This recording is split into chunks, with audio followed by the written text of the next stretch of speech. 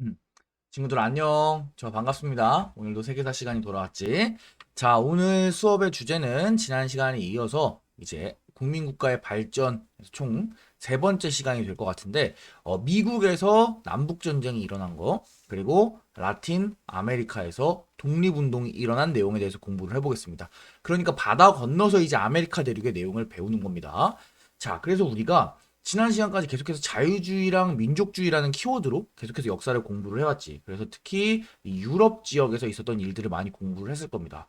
뭐 7월 혁명이 어떻다, 2월 혁명이 어떻다, 영국에서 차티스트 운동이 일어났다, 뭐 독일과 이탈리아가 통일됐다, 뭐 이런 얘기 전부 다 유럽을 배경으로 있었던 일일 겁니다. 자, 오늘은 바다를 건너서 아메리카 대륙의 이야기를 해보겠습니다. 자, 먼저 미국의 이야기를 해보고 그 다음에 그 아래쪽에 있는 라틴 아메리카의 이야기를 진행을 해보겠습니다. 자, 라틴 아메리카라고 하면은 우리가 되게 생소하게 느낄 수 있을 거야. 중학생 친구들은 생소할 것 같아. 우리가 아메리카 대륙을 구별을 할 때 보통 아메리카 대륙이 이렇게 제일 얇은 데를 기준으로 반으로 뚝 자를 수 있잖아. 그래서 위쪽을 북아메리카, 북미, 아래쪽을 남아메리카, 남미라고 구별을 하는데 이 북미랑 남미는 지리적인 개념이야, 얘들아. 그래서 지리적으로 딱 봤을 때 북쪽이랑 남쪽으로는 싹 갈린다라고 하는 개념이고 이 라틴 아메리카라고 하는 것은 문화적인 개념이라고 할 수 있어. 그러니까 옛날에 라틴족, 그러니까 유럽의 남부 지역에 살고 있는 이 라틴족들이 건너온 아메리카다라 그래서 문화적으로 멕시코를 기준으로 멕시코 남쪽을 라틴 아메리카라 그러고 그거 말고 이제 영국 쪽에서 건너온 이제 앵글로색슨족 문화가 들어온 곳이 캐나다, 미국이다. 그래서 이제 여기를 앵글로 아메리카라고 부르는데 뭐 거기까지는 우리가 알 필요가 없을 것 같고 그냥 우리는 멕시코 아래쪽을 흔히 라틴 아메리카라고 부른다. 그래서 우리가 여태까지 남미 이런 말 썼잖아, 그지? 남미라고 하는 말에는 사실 멕시코는 안 들어가는데 이제 여기에 문화적으로 멕시코까지 포함할 때는 라틴 아메리카라고 하는 단어를 사용한다. 뭐 이 정도 여러분들이 생각을 해주면 좋을 것 같습니다. 자, 그래서 오늘은 미국의 남북 전쟁부터 시작해서 라틴 아메리카의 독립까지 각국에서 어떤 일이 있었는지 한번 알아보도록 합시다. 자, 미국의 남북 전쟁 알아야 돼. 우리가 미국 사람들이 영국으로부터 독립한 게 불과 얼마 안 됐잖아, 그지?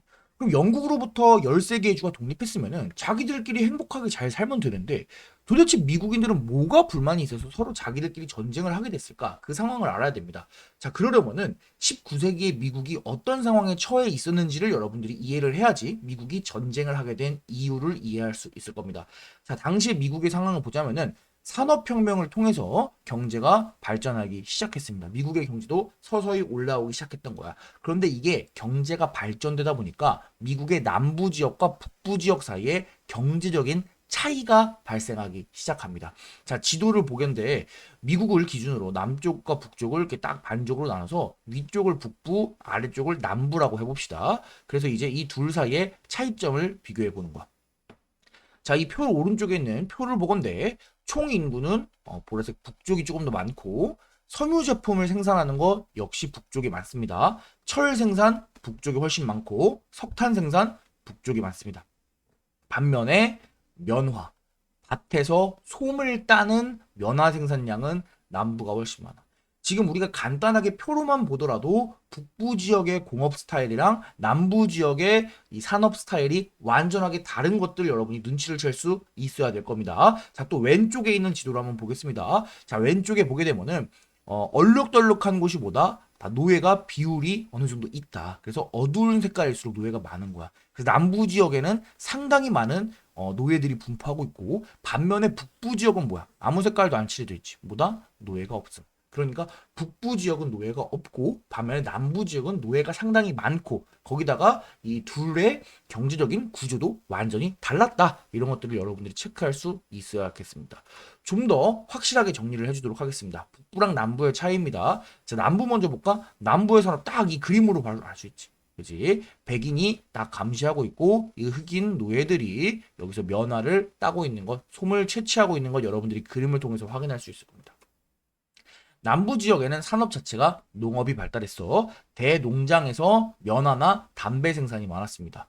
그러다 보니까 이런 농장에서 활용하는 노동력을 얻기 위해서 남부 지역은 노예제에 찬성했고 실제로 많은 노예를 거느리고 있었던 게 남부의 상황이 되겠습니다. 자, 무역 같은 경우에는 어떤 형태를 원했냐? 면화 같은 것들을 생산을 해가지고 이것을 미국 내에서 다 소비하는 것이 아니라 유럽, 영국 이런 곳으로 수출을 해야 돼. 또 영국에서 이런 면화 같은 것들을 수입해서 또 영국에서 면직물 공업에서 사용할 수도 있기 때문에 그런 물건들을 다 영국으로 수출을 해야 되는데 이 수출을 할 때는 어떤 무역이 좋냐? 바로 자유무역이 좋습니다. 왜 자유무역이 좋냐? 자유무역의 반대가 뭐냐? 자유무역의 반대는 쉽게 얘기하자면 보호무역인데 보호무역이라고 하는 건 뭐야? 관세를 높게 때리는 거잖아, 그지? 높은 관세가 있으면 외국 상품이 우리로 들어오는 걸 막아서 국내 산업을 보호할 수는 있지만 자국의 산업 물품을 해외로 수출하는 데는 곤란을 겪을 수 있지. 그렇기 때문에 남부 지역에서는 더 많은 면화를 많이 수출하고 싶었기 때문에 자유무역을 지지할 수밖에 없는 상황이었습니다. 정확히 이 반대가 북부 되겠지. 자, 북부는 딱 그림만 보더라도 공업이 발달했어. 그리고 북부에서는 자유로운 노동자들의 노동력이 필요했기 때문에 굳이 노예제가 없어도 됐었어. 노예제를 반대하고 노동자들이랑 계약을 통해서 이제 노동력을 구축하면 됐다. 북쪽에 노예 자체가 별로 없기도 했었어. 그래서 노예제에 대해서는 반대하는 입장을 취했던 게 북부 사람들 되겠습니다. 자, 무역은 무슨 무역을 했냐? 보호무역을 실시했어. 선생님, 북부에서 공업해서 물건 많이 만들어서 해외에 수출하려고 그러면 자유무역이 유리한 거 아니에요? 그렇게 생각할 수도 있어. 하지만 이렇게 생각을 해봅시다. 당시에 미국은 영국으로부터 독립한 지 얼마 안 된 나라였어. 그러다 보니까 지금 우리가 갖고 있는 이미지랑 다르게 이제 막 떠오르고 있는 나라였단 말이야. 결국에 영국이랑 미국의 산업을 비교해보자면 어떤 데가 훨씬 세다? 그래, 영국이 훨씬 센 거야.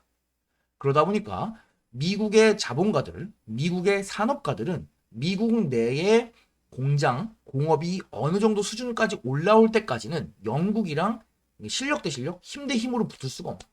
그러니까 영국 상품이 미국으로 들어오는 것을 어느 정도 막고 그 틈을 타서 미국의 국내 산업을 보호할 필요가 있었던 거지.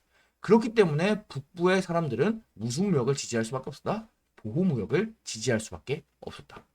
결국에 미국은 같이 영국으로부터 독립한 것까지는 똑같았지만 그 이후에 산업이 발전하면서 남쪽이랑 북쪽 사이에 경제적인 차이가 발생해. 그것을 우리가 정리를 하면은 다음과 같습니다. 산업적으로 북부는 공업, 남부는 농업. 북부는 노예를 반대했고 남부는 노예를 찬성했고 북부는 보호무역을 주장했고 남부는 자유무역을 주장했다. 이 차이점을 여러분들이 반드시 이해를 해야 됩니다. 중학생, 고등학생 상관할 거 없이 이 내용은 항상 중요한 내용이니까 꼭 한번 체크를 해주고 넘어가면 좋을 것 같습니다. 자, 이러한 상황에서 이 남부랑 북부 사이의 갈등이 정말 극한으로 치닫게 되는 사건이 발생하는데 무슨 사건이고 하니 바로 노예제의 확대를 반대하는 공화당의 대통령 후보였던 에이브러함 링컨이 미국의 16대 대통령으로 당선이 된 겁니다.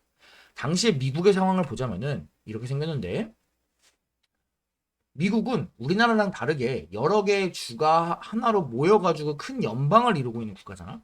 그러니까 주별로 어느 정도의 법률적인 자율성이 있었어. 우리는 법은 다 동등하게 되잖아, 그지? 뭐 도에서 이럴 정도도 자치를 하지만 법이 다르거나 하진 않잖아. 근데 미국은 우리랑 다른 시스템입니다. 연방주의에 대해서는 미국에 독립할 때 우리가 공부를 했었지. 자, 그래서 미국 북쪽에 있는 곳에서는 어떤 거냐? 얘네는 노예가 없는 자유주였어. 노예가 없는 것을 규정하고 있는 자유주였고 반면에 남쪽은 노예를 허용하고 있는 노예주였습니다. 그런데 이제 이 공화당과 링컨의 생각은 뭐였냐면 이 하얀색 지역. 근데 이 하얀색은 뭔가요? 뭐냐면은 미국이 동부에서 시작해서 이렇게 서쪽으로 발달하잖아. 그러다 보니까 이 하얀 지역은 아직 사람들이 많이 안 살고 있는 거야. 그러니까 아직은 주로 편입되지 않은 거야. 사람들이 듬성듬성 살고 있어서 이렇게 막 행정구역으로 이렇게 딱 명확하게 편입되지 않은 지역이었습니다. 자, 이런 곳에도 분명히 시간이 지나면 주가 생길 텐데 이 새로 생기는 주의 노예제의 확대를 막자. 새로 생기는 곳은 노예를 허용하지 말자라고 하는 생각을 공화당이랑 링컨이 갖고 있었던 것 같아. 그러니까 이 남부에서 이 노예주들, 이 남부 사람들 입장에서는 시간이 지나면 지날수록 가뜩이나 지금 북부에 있는 애들이 지금 다 단체로 자유주를 하고 있고 얘네들이 지금도 세력이 점점 더 강하고 그 다음에 공화당이나 링컨 같은 경우에 북부가 주요 세력이었단 말이야. 그러니까 남부가 아니라 북부를 기반으로 하고는 이런 애들이 정권도 잡고 있는데 새로 생기는 이쪽 지역까지도 나중에 만약에 노예를 금지하는 자유주가 된다면은 이 이 미국 내에서 이 남부의 세력은 갈수록 낮아질 수밖에 없다. 그리고 애초에 이 연방이라고 하는 것이 여러 개의 주가 자율성을 가지면서 하나의 국가를 이루는 건데 왜 연방 정부, 미국 전체 정부에서 새로 생기는 주의 노예를 해라 마라 간섭하냐? 그거는 나중에 이 주가 실제로 주로 편입됐을 때 이 동네에 사는 사람들이 결정할 문제 아니냐? 이거 남부 지역에 노예주 하는 것들을 압박하려 그러는 거고 각 주에 간섭하려 그러는 거다. 이거 연방 정부, 이거 링컨, 이거 매우 잘못하고 있는 거다. 라는 게 남부의 노예주들의 입장이었습니다. 음. 결국에 자신들의 입장이 대변되고 있지 않다고 느꼈던 남부 지역은 극단적인 선택을 하게 되는데 바로 미국 연합을 탈퇴하게 된다. 나 미국 안 해. 이래버린. 미국에서 뛰쳐나와버린. 그리고 자기들끼리 새롭게 남부 연합을 구성을 해서 이 남부와 북부 사이에 전쟁이 벌어지게 되니 그것이 바로 1861년에 있었던 미국 남북 전쟁이고 이것을 우린 영어로 뭐라고 부르냐? Civil War라고 부릅니다. 워낙 유명한 영어 단어니까 영어로도 한번 좀 알아두면 좋을 것 같아요. 원래 시빌 워라고 하는 것은 이제 내전을 그냥 의미하는 그런 명사긴 한데 이게 대문자 C로 시작하는 이 시빌 워 같은 경우에는 남북 전쟁, 미국 남북 전쟁을 특히 콕 집어서 얘기를 하니까 여러분들이 잘 생각해 주면 좋겠습니다. 자, 그래서 보게 되면은 북부를 중심으로 한 원래 미국과 이제 새롭게 구성된 남부 연합 간의 그런 싸움이 있었던 거예요. 자, 이 깃발 되게 생소할 텐데 남부 연합에서 사용됐던 깃발입니다. 이 깃발을 재밌는 게 아직도 미국에 가면은 어, 흔하진 않지만 볼 수 있습니다. 어쩔 때 볼 수 있냐면 이 남부군의 깃발이 현재 미국에서 약간 분리주의자들, 그러니까 미국 내부에서도 미국에 계속 속해 있지 않고 튀어나오고 싶어 하는 사람들이 있단 말이야. 그런 사람들이나 아니면 인종차별주의자들, 그런 사람들이 이제 집회를 할 때 약간 상징물로 사용되는 그런 경향이 있습니다. 이렇게 뭐 하얀 색깔 뒤집어 쓰고 다니는 사람은 인종 차별주의자입니다. 쉽게 얘기하면 백인 우월주의자야. 미국에서 이런 사람 미국에서 만나면은 조심해야 됩니다. 그냥 모른 척하고 쓱 멀리 지나가세요. 자, 그런 걸로 사용되기 때문에 이 깃발도 여러분들이 한번 알아두면 좋을 것 같아요. 이 깃발이 무슨 뭐 중학교 시험에 나오는 건 아니지만 우리가 그래도 교양 삼아서 이런 깃발이 있다는 걸 알고 이런 깃발이 현재는 좀 안 좋은 의미로 사용되고 있다는 걸 알면은 여러분들이 나중에 미국 여행이나 이런 거 갔을 때 조금 더 유의 있게 대처할 수 있겠죠. 자, 그래서 그렇게 하도록 하겠습니다. 자, 남부 연합의 깃발이야. 즉, 요는 뭐다? 남부가 뛰쳐서 나갔고, 남부가 뛰쳐나간 거야. 미국 안 한다고. 그리고 이제 남부랑 북부가 전투를 하게 됐으니, 그게 바로 남북 전쟁이다. 이렇게 보면 되겠습니다. 자, 근데 여러분, 시빌 워라고 하면은, 제일 먼저 아마 중학생들은 미국 남북 전쟁이 아니라 아마 이 영화가 떠올랐을 거야. 그지? 선생님은 사실 이 영화 봤는데 이 영화 보기 전에 캡틴 아메리카 시빌 워 영화 보기도 전에 심지어 영화 포스터를 보기도 전부터 딱 내용이 직감했어. 아, 이거 캡틴 아메리카와 어벤져스 친구들이 자기들끼리 편을 나눠가지고 싸우는 내용이겠구나. 왜냐 시빌 워니까. 그지? 아, 남북 전쟁 같이 어떤 자유에 대한 그런 개념으로 둘이 딱 나눠져가지고 싸우겠구나. 이런 생각을 했었는데 아니나 다를까 영화를 실제로 보니까 이 캡틴 아메리카 팀과 아이언맨 팀으로 나뉘어가지고 어벤져스 이렇게 싸우더라고. 그래서 이런 것들을 보면은 이 영화도 아마 제목을 같은 편끼리의 네 분이기 때문에 이제 시빌 워라고 한 것 같아요. 남북 전쟁에서 싸웠겠지. 그래서 여러분들이 역사를 공부하면은 이렇게 좀 영화 같은 부분들에 대해서도 좀 더 깊게 이해를 할 수 있다. 뭐 그냥 지나가는 이야기였습니다. 좋습니다. 넘어갈게. 자, 그래서 전쟁 양상을 조금 보자면은 초반에는 남부가 조금 더 유리했어. 남부에 좀 더 잘 싸우는 장군이 많이 있었나 봐. 그래서 남부가 우세했는데 시간이 지나면서 그것을 북부가 역전하게 되는 모습입니다. 자, 북부에서는 결정적으로 어떤 선언이 있었냐? 바로 대통령 링컨이 노예를 해방합니다. 처음부터 북부와 링컨이 노예를 아예 해방하겠다라고 적극적으로 나섰던 건 아니야. 애초에 미국 같은 경우에는 주별로 자율권이 있었기 때문에 링컨이 막 해방하고 싶다 그래서 남부 지역을 애초에 해방하고 이런 개념이 남북전쟁 이전에는 있을 수가 없었어. 그런데 이제 전쟁이 지속되다 보니까 아 이거 안 되겠다라고 생각을 했는지 정치적인 승부수로서 이제 북부 지역에서 링컨이 노예를 해방하게 된 거지.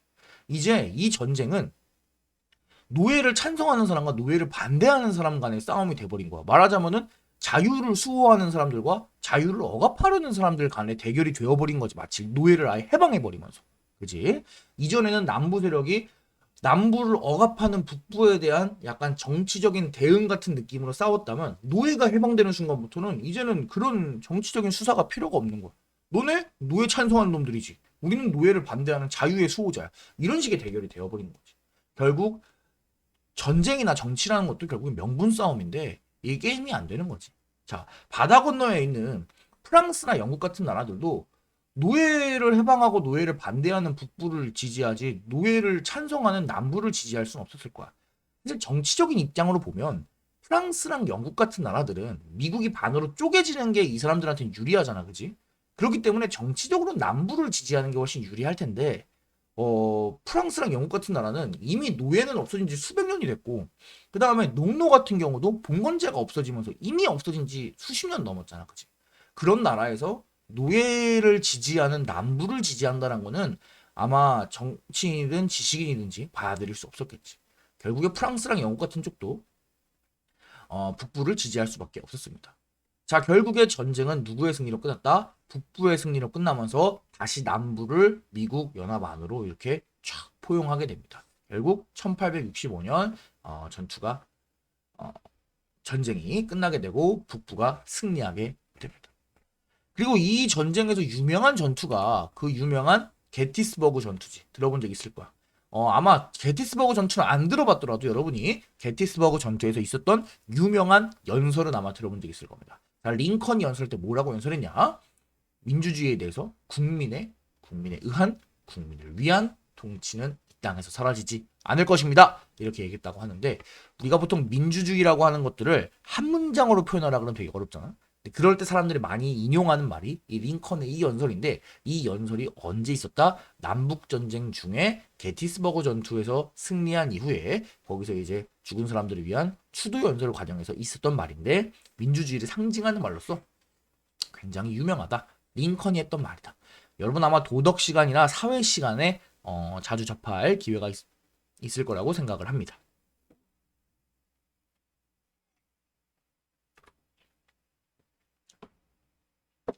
자, 남북전쟁으로 한 번 전쟁을 하고 나서 미국은 더 단단한 결합력을 가진 국가로 거듭났습니다.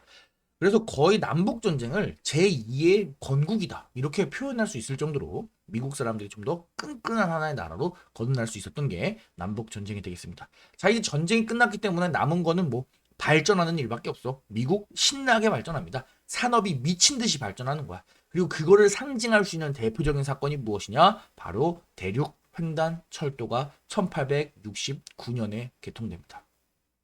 기존의 미국은 동부 해안 지역에서 시작됐기 때문에 산업이나 철도 이런 것도 전부 다 동부 지역을 중심으로 발달할 수밖에 없었어. 하지만 이때 대륙 횡단철도, 서부 지역과 동부 지역을 잇는 횡단철도가 개통되면서 미국이 본격적으로 서부 지역에 미친 듯한 발전이 있을 수 있었던 거지. 미국이라고 하는 대륙을 이제 큼지막하게 쓰기 시작하는 거야. 얼마나 많은 지역에서 얼마나 많은 발전이 이루어질 수 있었겠니, 그지? 그래서 미국이 미친 듯이 성장하는 것을 상징하는 게 대륙 횡단 철도가 되겠습니다. 자, 그러다 보니까 자연히 일할 사람도 많이 필요하겠지. 수많은 사람들이 미국 땅에서 기회를 잡기 위해서 미국 대륙으로 들어오게 됩니다. 자, 그래서 수많은 사람들이 정말 배에 타가지고 미국으로 넘어오는 것을 볼 수 있습니다. 당시에 좀 포스터를 한번 보자면 여러분 영어 잘하니까 읽을 수 있을 거야. 12 New Americans a Minute 돼 있습니다. 이게 무슨 말일까? 그래, 12명의 뉴 아메리칸스들이 한 1분에 생긴다 이런 건데 뭐야? 미국인들은 무슨 막 애를 너무 많이 낳아서 1분에 12명의 애를 막 낳고 그런 건가? 아니겠지. 무슨 말인 거 아니? 이민국을 통과해서 미국으로 들어오는 미국 시민권이 되는 사람이 이제 12명이나 있다. 1분에. 그 정도로 많은 사람들이 미국으로 막 미친 듯이 들어오고 있다. 라고 하는 것들을 볼 수 있습니다. 자, 그래서 우린 여기서 뭘 생각해야 되냐? 미국에서 무슨 정책을 펼쳤다? 적극적인 이민 정책을 펼쳤다. 그래서 수많은 다양한 사람들이 미국으로 들어오게 되고 이것이 미국의 힘으로 작용할 수 있었다라고 생각해 주면 좋겠습니다. 지금 우리 딱 생각해봐도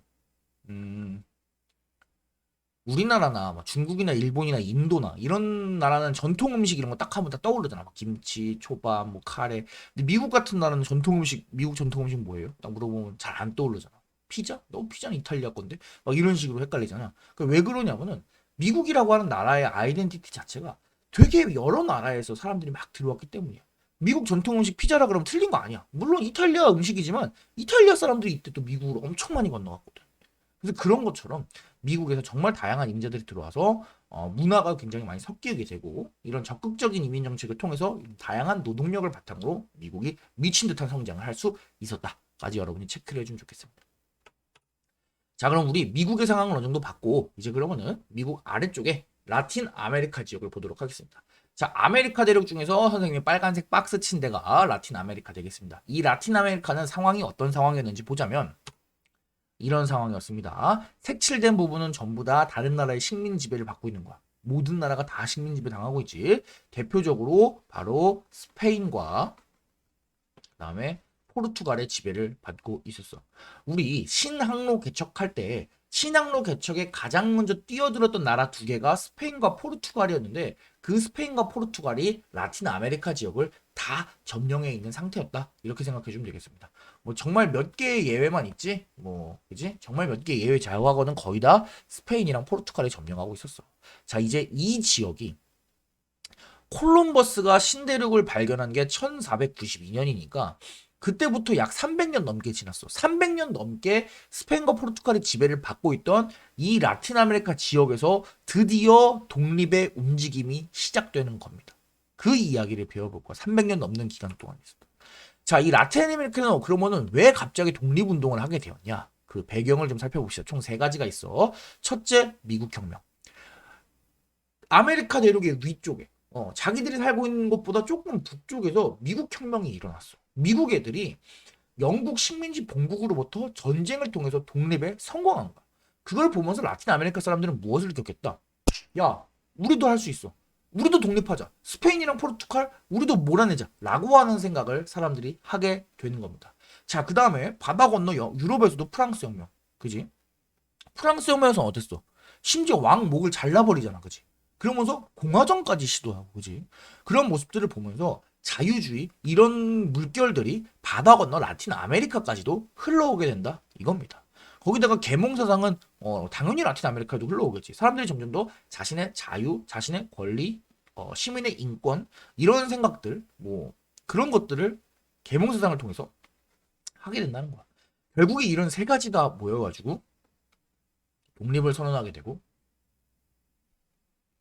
독립운동에 뛰어들게 되는 게 라틴 아메리카의 상황 되겠습니다. 자, 그럼 라틴 아메리카의 상황을 한번 봅시다. 그 라틴 아메리카의 독립을 도와준 나라가 크게 두 개가 있습니다.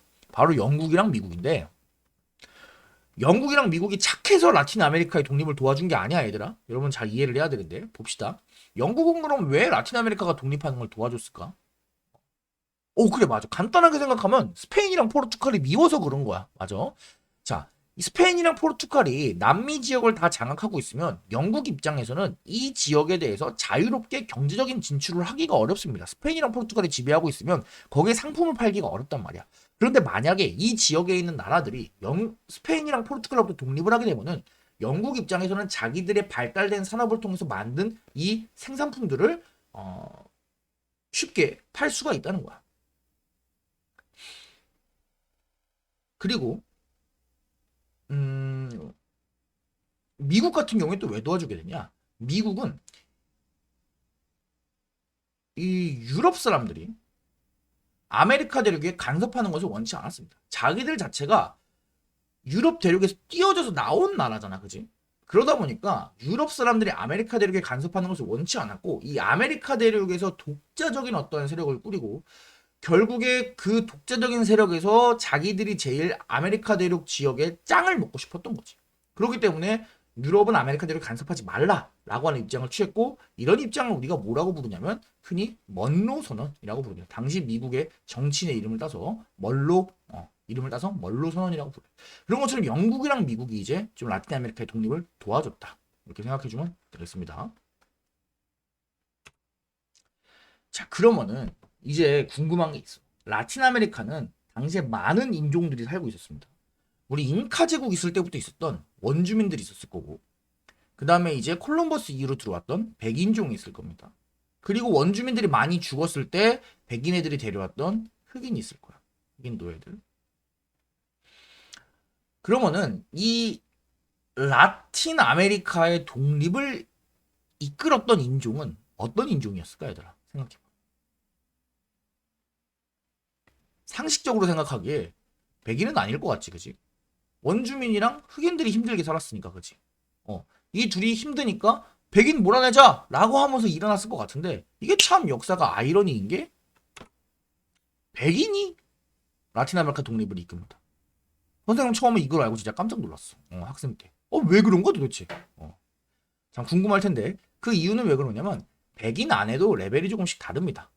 고향이 애초에 유럽인 백인이 있었어. 그러니까 유럽에 살다가 남미로 넘어온 백인이 있고, 자기가 넘어온 게 아니라 부모님이 이미 유럽에서 넘어와서 할머니 할아버지 때 이미 조상들이 넘어와서 남미에서 정착해 산 거야. 그래서 본인은 핏줄은 백인이지만 고향이 남미인 백인이 있습니다. 이런 애들이 누구야? 바로 크리오요라고 부르는 거야. 이런 애들에 대해서 고향이 유럽인 백인이 차별했다. 이렇게 생각하시면 되겠습니다. 그래서 크리오요들은 자기들은 백인 출신이지만 아메리카 출신이라고 한 정체성도 있었기 때문에 이 유럽인들의 차별과 유럽인들의 특권 이런 것들을 견딜 수가 없었던 거지. 결국에 아메리카 사람들끼리 한번 아메리카를 이끌어 가보자 라고 하는 움직임에서 이 크리오요들이 독립운동을 많이 하게 됩니다. 백인이 중심이 돼가지고 독립운동했다는 게 참 신기한 것 같아. 그리고 이 사람들 중에 유명한 크리오요가 바로 누구냐? 시몬 볼리바르. 남미의 해방자라고 불리는 사람입니다. 자, 이 사람 얼굴 봐봐. 백인이잖아. 그지? 이 볼리바르는 지금 이 빨간 색깔 박스 친 부분에서 독립운동을 많이 했는데 이 지역을 뭐 거의 다 스페인의 지배에서부터 해방시켰다라고 보면 돼. 지금으로 따지면은 베네수엘라, 콜롬비아, 에콰도르, 파나마 같은 나라들을 독립을 시켜줬고 이 나라들을 전부 다 합쳐서 그란 콜롬비아, 한국말로는 대콜롬비아 공화국이라고 하는 나라를 세웠지. 거기서 멈추지 않았어. 자기의 부하를 파견해가지고 페루 지역이랑 볼리비아 지역도 스페인으로부터 독립하는데 크게 도움을 줬다. 그리고 그 이후에는 칠레랑 아르헨티나를 독립하는데 큰 영향을 주었던 산 마르틴이라고 하는 다른 인물을 그냥 같이 연합을 해서 남아메리카 연방. 그러니까 미국도 여기가 하나의 연방으로 이루어져 있잖아, 그지? 여러 개의 조그만 것들이 합쳐져가지고 하나의 미국을 이루고 있는 것처럼 남아메리카도 이따시만한 커다란 나라를 해서 이 아메리카 출신의 사람들이 주도하는 새로운 국가를 만들자라는 시도까지 했대. 근데 뭐 결과적으로는 실패했지.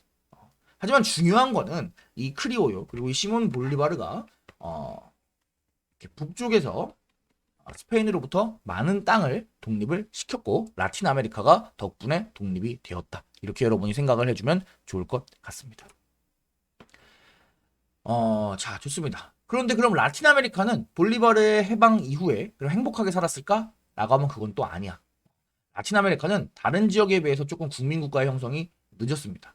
그 이유가 네 가지가 있는데 한번 알아보도록 합시다. 첫 번째, 열강의 간섭. 어디가 간섭했다? 미국, 영국, 여기서 신나게 간섭한 거야. 왜? 야, 니들 우리가 독립 도와줬잖아. 우리 집 간섭 좀 하자. 라고 하면서 간섭을 하는 겁니다. 그럼 두 번째, 다양한 인종. 흑인도 있고, 백인도 있고, 원주민도 있고, 혼혈인도 있고, 다양한 인종들이 모여 있었기 때문에 국가를 하나로 통합하기가 어려웠어. 다 같은 아메리카인이라고 하는 정체성을 내세우기에는 이들의 인종이 너무나 다양했다는 것도 역시 라틴 아메리카의 약점으로 작용할 수밖에 없었습니다. 자, 세 번째. 정치가 혼란합니다. 독립을 하는 것까진 좋았어. 그런데 이 크리오요들이 나중에 정치를 하다 보니까 자신의 이권이 좀 더 중요해지다 보니까 어떻게 했냐? 군사 독재를 실시하게 됩니다. 독재자가 되는 거야. 그러다 보니까 정치가 혼란스럽게 되고 국가가 제대로 안 굴러가게 되는 겁니다. 그리고 네 번째, 경제가 해외 의존적이야. 무슨 말인고 하니 단일 상품을 생산해서 수출합니다. 그러니까 국가의 경제라는 거는 여러 가지 경제가 하나로 어우러져 있어야지 다양한 산업에 대응이 가능한데 이 남미 같은 경우에는 단일 상품. 그러니까 예를 들어서 뭐 브라질은 커피만 생산하고 아르헨티나는 밀만 생산하고 뭐 멕시코는 사탕수수만 생산하고 그러니까 이러한 단일 상품들이 수출이 잘 될 때는 상관없어. 그런데 예를 들어서 갑자기 미국이 나 커피 안 마셔 이래버리면 브라질 경제는 어떻게 되는 거야? 망하는 거지. 그런 것처럼 다양한 상품이 아니라 단일 상품 위주의 단순한 경제 구조를 갖고 있었다. 이런 것들 역시 남미가 발전이 더디게 되는 이유라고 볼 수 있습니다. 결국에 남미, 라틴 아메리카 지역이 발전이 늦어지고 이러한 상황이 20세기, 19세기를 넘어서 1900년대 중반까지도 이어집니다. 결국에 남미는 1800년대 중반에 해방이 되었지만 또 해방이 안 된 것 같기도 하고 해방이 되었지만 막 간섭도 받지만 발전도 안 하는 이상한 상황에 놓여 있어서 상당히 어려움을 겪었고 이러한 라틴 아메리카 지역을 한 번 더 진정하게 좀 해방시키려고 했던 인물이 여러분이 이름 들어봤을 거야. 교과서에는 없지만 체게바라라고 하는 인물이 이제 이 시기에 나중에 20세기에 등장하는 인물 되겠습니다. 아마 들어본 적 있을 거야. 그냥 어느 시점에 나오는 사람인지만 알라고 선생님 참고 삼아서 얘기를 해줬습니다. 자, 그래서 오늘 라틴 아메리카 이야기까지 한번 해보았고 오늘 배운 내용 정리를 하겠습니다. 먼저 미국에서 남북전쟁이 있었지? 왜? 북부랑 남부랑 경제가 너무 달랐다. 북부는 공업, 남부는 농업, 북부는 노예 안 돼, 남부는 노예 돼, 북부는 보호무역, 남부는 자유무역. 그러고서 이제 전쟁을 시작했지. 전쟁 과정에선 링컨의 노예 해방이 중요하다고 했습니다. 자, 이후에는 대륙횡단철도 적극적인 이민 정책을 통해서 미국은 미친 듯이 성장했다. 자, 다음 라틴 아메리카의 독립 보겠습니다. 미국과 프랑스 혁명이 일어나고 계몽사상 때문에 그리고 영국이랑 미국이 지지해줬기 때문에 라틴 아메리카는 신나게 독립운동을 할 수 있었지. 라틴 아메리카의 독립운동을 이끌었던 세력은 정말 특이하게도 백인이었던 크리오요들이었지. 그치? 그리고 대표적으로 남미의 해방자라는 볼리바르라고 하는 인물이 독립을 이끌었습니다. 그래서 독립을 하는 데까지는 성공해! 하지만 문제가 이후에 발전이 매우 느렸다라고 하는 것도 여러분이 체크해주면 좋겠습니다. 자, 우리 오늘 여기까지 했으면 국민국가 내용들 어느 정도 공부를 했고 다음 시간에 산업혁명 공부하고 그 다음 시간에 제국주의까지 하면은 시험 범위를 맞출 수 있을 것 같습니다. 자, 그러면은 오늘 수고 많았고 다음 시간에 만나요. 여러분 안녕.